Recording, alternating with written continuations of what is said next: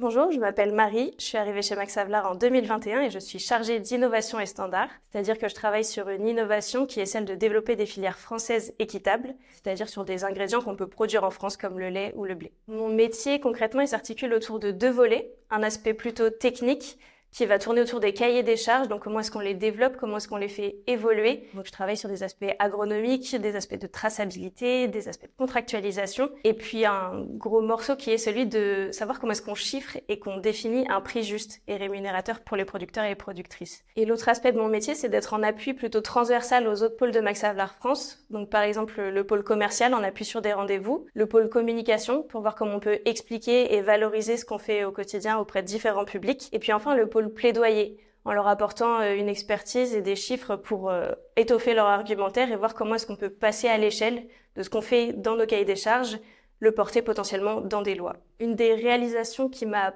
particulièrement tenue à cœur, c'était celle de définir des prix minimums équitables. Déjà parce que c'est un défi un peu technique, c'est un peu complexe de savoir comment est-ce qu'on peut chiffrer ce que c'est qu'une juste rémunération pour une production.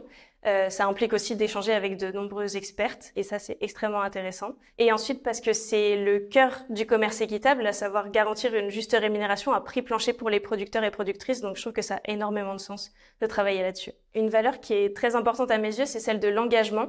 Déjà au travers de notre mission d'ONG, et ensuite de voir comment est-ce que la vision qu'on porte d'un monde qu'on voudrait voir advenir, on la traduit dans nos actes aussi au quotidien. C'est par exemple la mission de l'équipe RSO.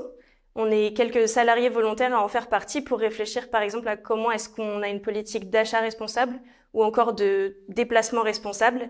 Et tout ça, c'est comment est-ce qu'on décline l'engagement au quotidien. En quelques mots, pourquoi nous rejoindre? Je dirais déjà c'est pour la cause qu'on défend. Je pense, à titre personnel, qu'il ne pourra pas y avoir de transition écologique ni de justice sociale si on rémunère pas justement celles et ceux qui nous nourrissent. Et ensuite, c'est pour la diversité des métiers et des profils au sein de l'association et l'ambiance de travail générale qu'on a entre nous.